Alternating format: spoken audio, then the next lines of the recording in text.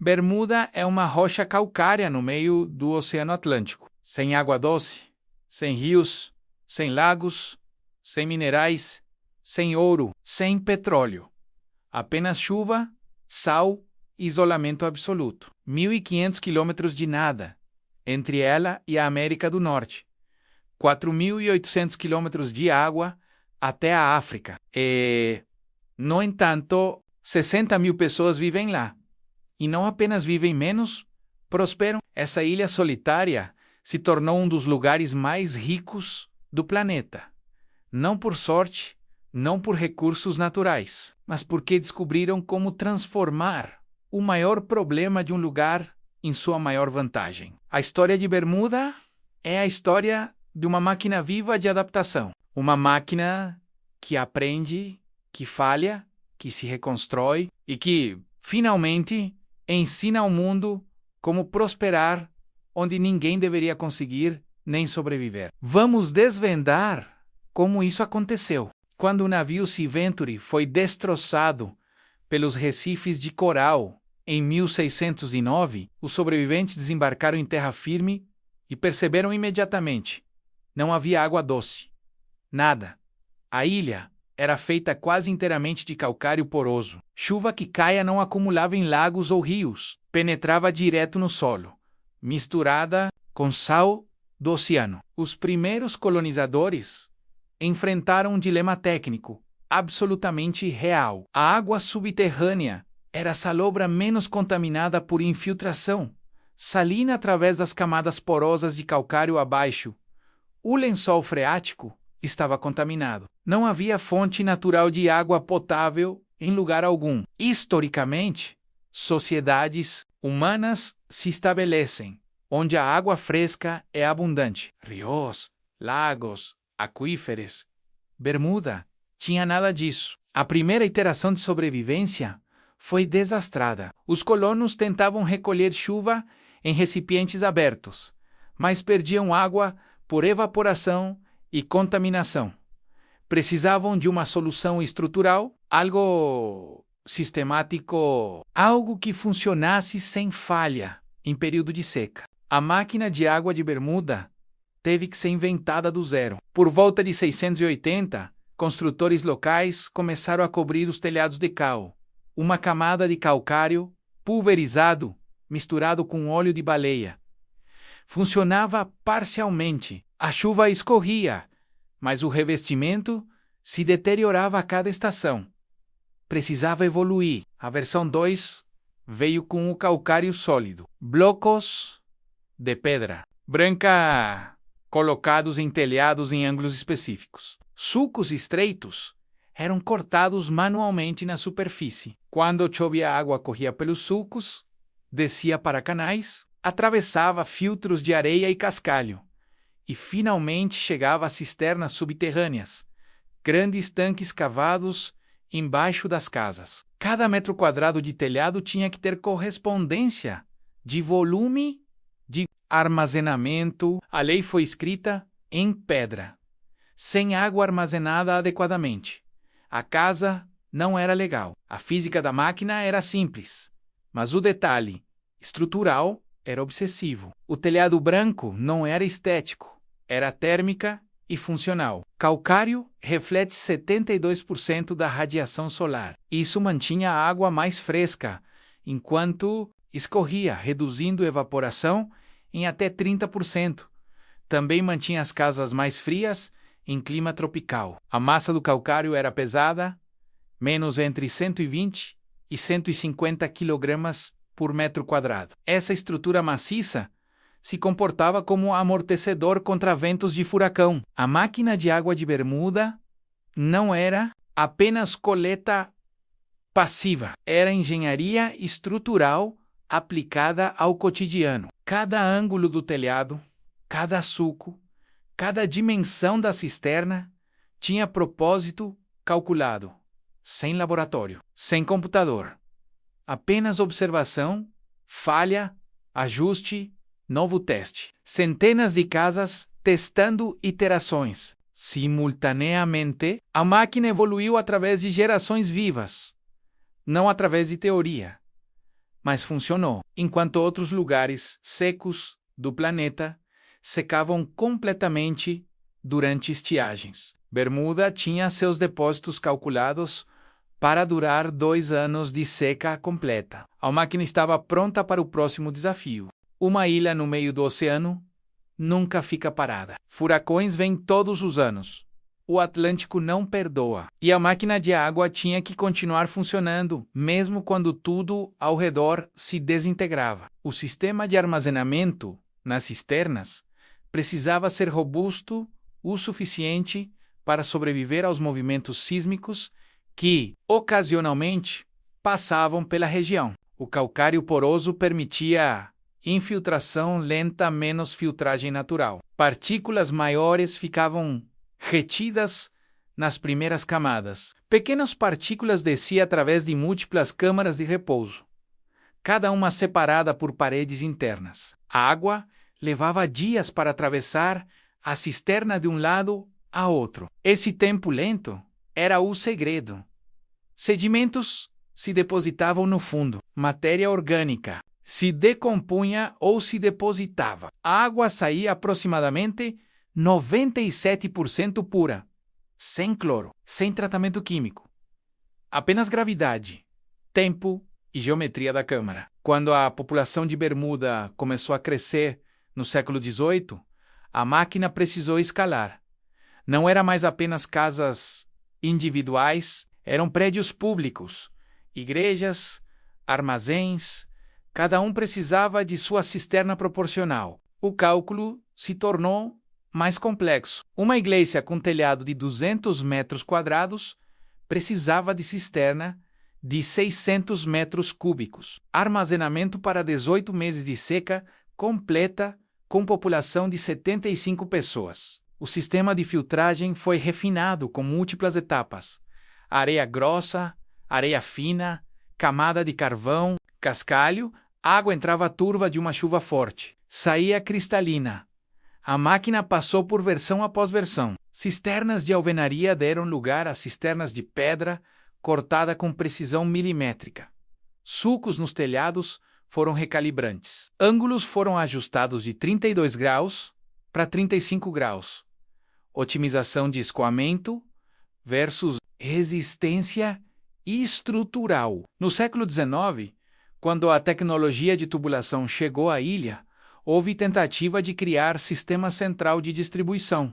Falhou completamente. Água encanada perdia pressão, poluía-se em tubos de ferro oxidado, e durante estiagens o sistema entrava em colapso. A máquina descentralizada funcionava melhor. Cada casa autossuficiente, cada telhado um sistema independente.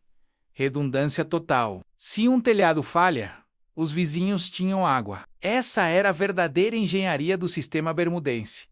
Não eficiência centralizada, resiliência distribuída. A máquina de água de Bermuda ensinava que em um lugar onde água é mais valiosa que ouro, você não constrói uma bomba gigante. Você constrói 60.000 bombas pequenas, uma para cada casa, cada uma capaz de funcionar sozinha. Nenhuma falha de ponto único, nenhuma dependência, apenas independência em massa.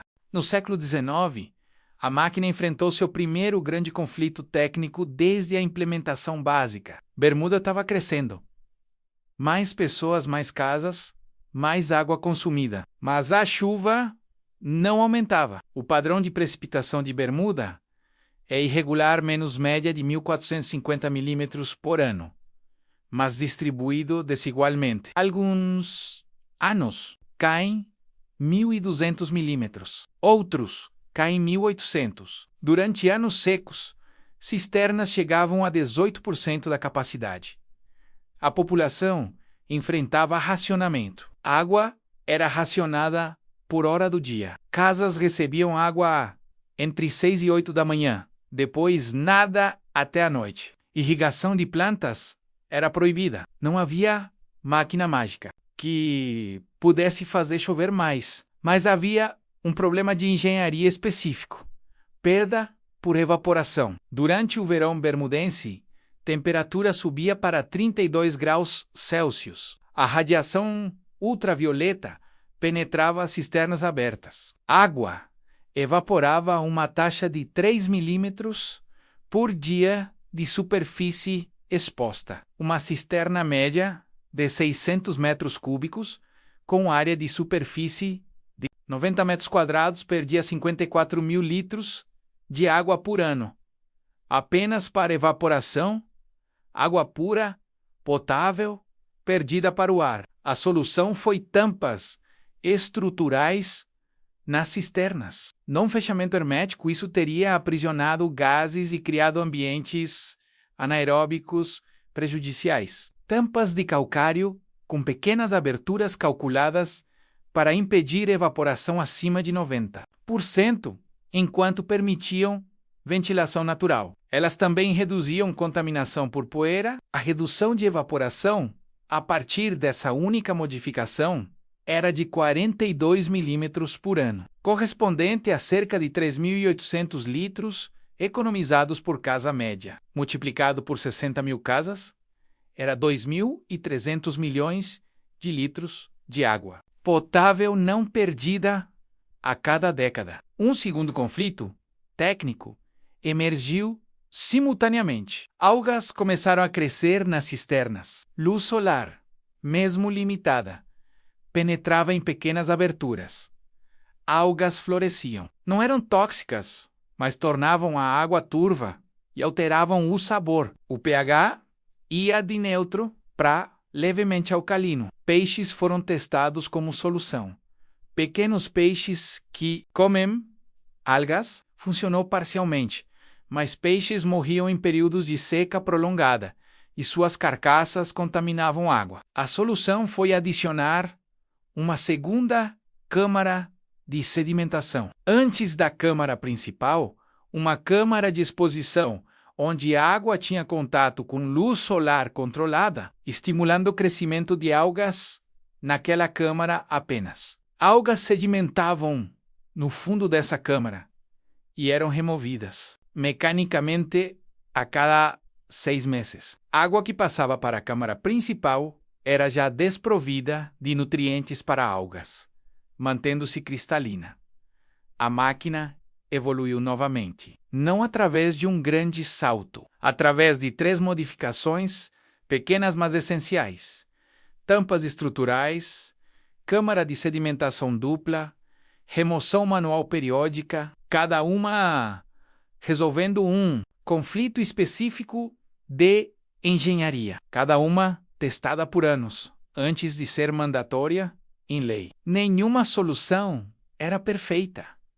Todas tinham limitações, mas funcionavam suficientemente.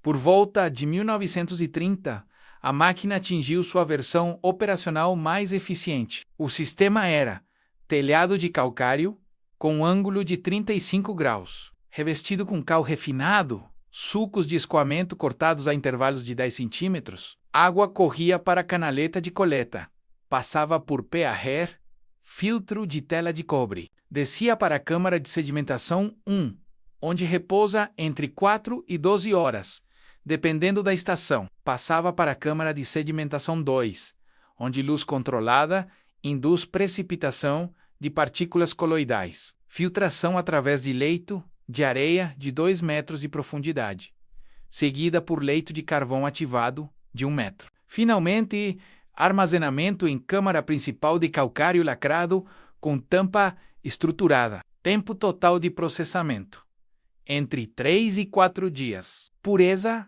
da água na saída: 98,3% de partículas removidas. Teste de coliformes fecais negativo em 99,7% das amostras. A máquina estava validada N, ou era apenas funcional? Era confiável. Comparada com sistemas centralizados de outras cidades da época, o sistema de Bermuda tinha uma vantagem crítica: redundância. Quando a tubulação de Nova York entrou em colapso durante a Grande Depressão, cidades inteiras secaram. Bermuda nunca teve colapso. Cada casa era independente. Cada telhado era um pequeno reservatório. Se uma cisterna falhava estruturalmente, uma ou duas casas enfrentavam seca. A cidade não. Os testes de resistência estrutural das cisternas mostram que as de calcário bem mantidas duravam mais de 200 anos antes de requerer reconstrução. A máquina era projetada para durar gerações, mas a máquina enfrentava uma limitação técnica permanente, que nenhuma evolução futura poderia contornar completamente. A quantidade de água disponível era limitada pela quantidade de chuva. Bermuda não podia produzir água além do que caía do céu. Nenhuma desalinização era viável economicamente até o século XX. Nenhuma importação em larga escala era logisticamente possível. A máquina tinha um teto de capacidade absoluto. A população não podia crescer indefinidamente. Havia limite máximo de habitantes que a chuva de Bermuda podia sustentar, estimado em 120 mil pessoas, com cisternas de tamanho adequado. A máquina aceitou essa limitação como lei natural. Bermuda nunca tentou construir acima desse limite. Em vez disso, a população se estabilizou em 60 mil. A máquina encontrou seu ponto de equilíbrio. Água era abundante. Ninguém sofria racionamento em períodos normais. Apenas durante secas extremas havia necessidade de economia. A máquina finalmente funcionava como foi projetada, sustentando uma população em isolamento total, sem recursos naturais, dependendo apenas de chuva e engenharia estrutural. Os testes de certificação duraram 5 anos. Monitoramento contínuo de qualidade de água em 100 casas selecionadas aleatoriamente através da ilha. Análise química mensal, teste de potabilidade, avaliação estrutural das cisternas, dados de evaporação, registros de escoamento, tudo foi documentado. A máquina passou em todos os parâmetros. Bermuda tinha finalmente construído, sem saber que estava construindo, uma das máquinas de engenharia civil mais elegantes do mundo